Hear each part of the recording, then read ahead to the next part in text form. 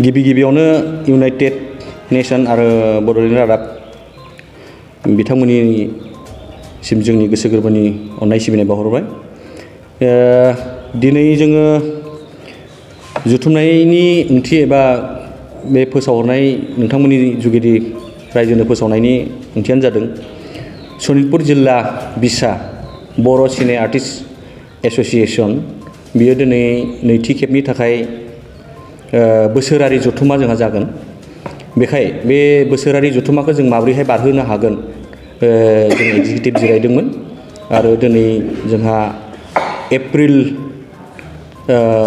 13 तारिख बेहाय माने फोसावनाय जाबाय तारिखखौ आरो बै दिनखालि जोङो गाजा गोमजायै जोंनि सनितपुर जिल्लानि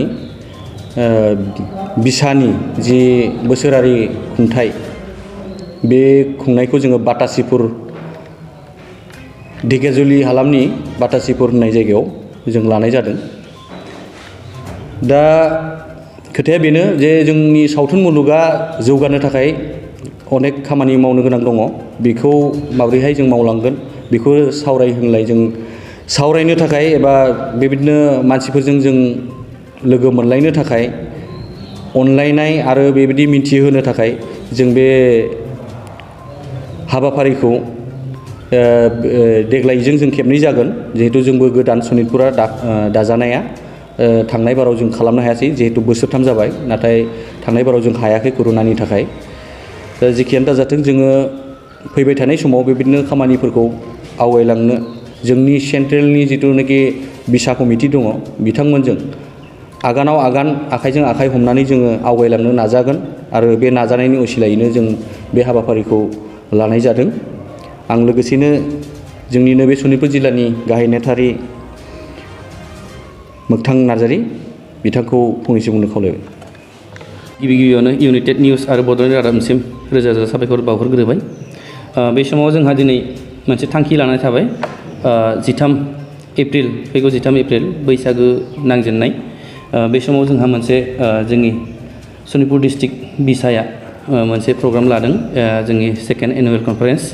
बेयाव जोंनि खाथि खालानि गासैबो रायजोफ्रा फैनानै जेन जोंखौ मदद होयो आरो जोंनि गोबां आर्टिस्टआनो फैगोन बेयाव जोंनि सेन्ट्रेलनिफ्राय अल आसामनि एक्टर एक्ट्रेसफोर फैगोन।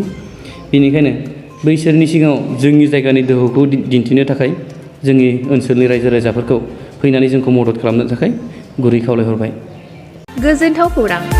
आसामाव थानाय बयनिख्रुइबो साबसिन सोलोंथाइ होग्रा मिरुफोरनि गेजेराव टेक बुस्टाराबो गंसे। क'क्राझार जिल्लानि सिङाव थानाय CST फिसारि मावख'नि साखाथियाव थानाय खारगावआव बे टेक बुस्टारा दङ। बेयाव बयनिख्रुइबो मोजांसिन सोलोंथाइ आरो नेम सोलिनाय गोग्गो थाखो खथानि सुबिदा दङ। सारा भारतनि गेजेराव सायख'जानाय बायदि सोलोंथाइजों सोमोन्दो थानाय फोरोंगिरिफोर दङ। टेक बुस्टाराव प्रफेशनेल जार्नालिस्ट आरो टेकनिकेल कर्सफोरखौ होनाय जायो। 24 घन्टा रैखाथिनि थाखाय मोजां सुबिदा आरो टेक बुस्टारा नोंथांमोनखौ सौहैहोगोन नोंथांनि थांखिसिम। टेक बुस्टारा नोंथांनि सिमांखौ जाफुंसारनांगौनि थाखाय गांल' नङा, साहस आरो गोहोबो होगोन। सोलोंथाइ लाखांनायनि उनाव 100% प्लेसमेन्टनि खाबु दङ। सोलोंनो गोसो गुदुं बिथांमोना 9395695095 जानबुं नम्बराव जगाजग खालामनो हागोन।